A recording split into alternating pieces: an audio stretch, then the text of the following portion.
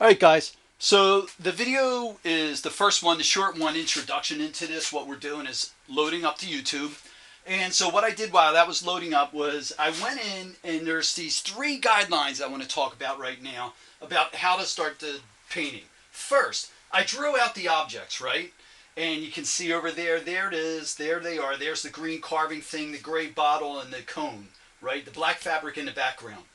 The first guideline that we want to have you guys work from is you always work from the farthest point forward.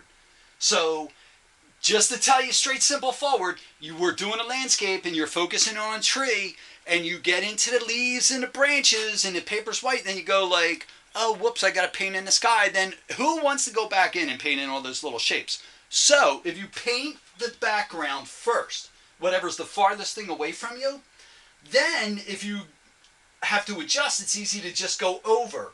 It also helps create the illusion of depth. So in this one, drew it out, got some marks in here for the shadow, and then I just went in with black that was thinned out. I didn't need to add white to it because I know that black, the black paint thinned out with water, is not going to be opaque, and I'm going to get this gray there, which at times might capture the sensation of that fabric as the light bounces off the fabric. It doesn't come across this straight black.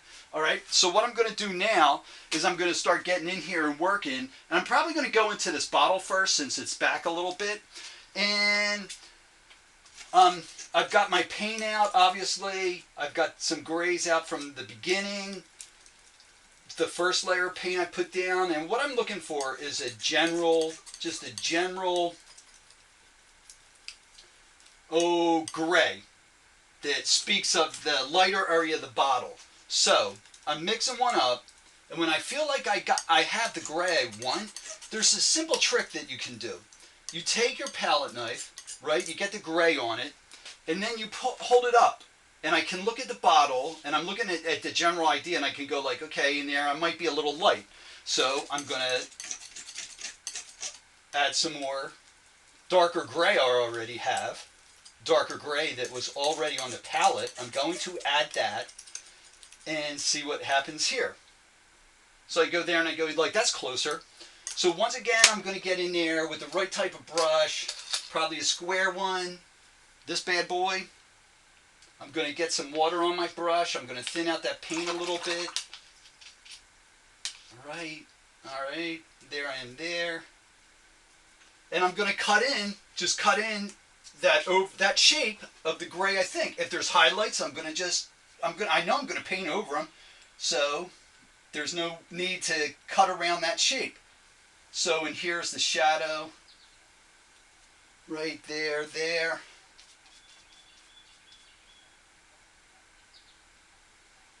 down here. I've got the edge there. I'm just thinking about getting close to that black. I can fine tune as the painting goes. It's going to be more than one layer, obviously, right? There we go, there, and right in here. Now, I've been talking about, we're going to start talking about how your marks want to talk about the sensation of the object. I know this bottle is round, right? So if I get marks in there like that, I start to establish that, and they're a little curved, I start to establish that it's round and it has volume, right? So now I'm going to work on the shadow in there, right? So I get that guy there, put the brush in the paint, grab a little bit of black. I'm going to use the gray I just used and add some black to it, right? Now when I look at that shadow, it's going to be a little darker in here and a little lighter out there. But if I go with a dark, then I can just lighten up that dark and put it on top. If I go light and it's off, and I can go just add a little dark there. Now I'm going to drop down a little darker value is what I want to say. I'm going to drop down to a smaller brush, right here, and I'm going to work around here, right? I'm going to carve around that object. Oh, I might need a little bit more paint, water on the brush, right? The first bright, what we learned in the first series of paintings we did, the first layer is a kind of a nudge layer, right? In there, there, there. Let's go there. Nudge layer meaning, the paper has to absorb the water. It's going to absorb more paint. You need to have thinner paint to get it to flow. But then once you get that first layer of paint on, then you can start to develop great textures and whatnot. All right, so in there, in here,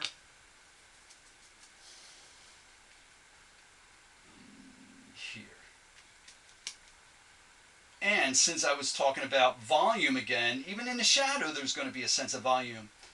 Right, and I'm going to check that shadow out. It might drop down in here a little bit. Let's have it drop down in here.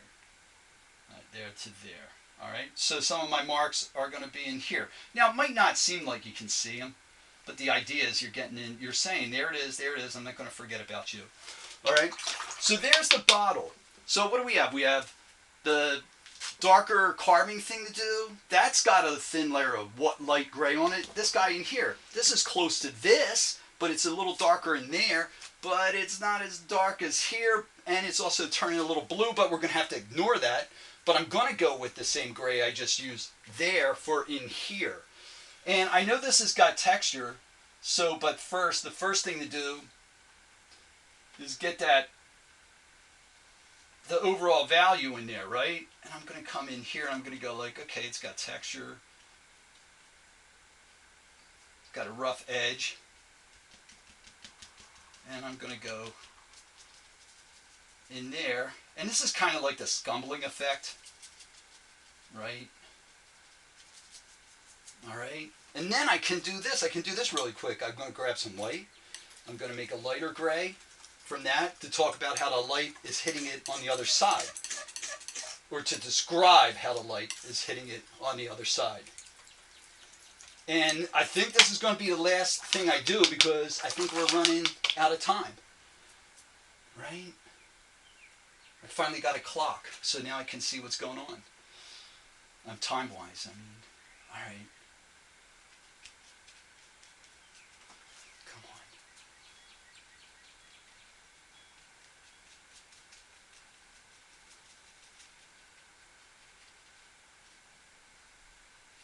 And there it is. Though I might want to go a little darker in here, so maybe I go really quick. Ooh, how much time's left? Oh, we're good. All right. Oh, we're going darker.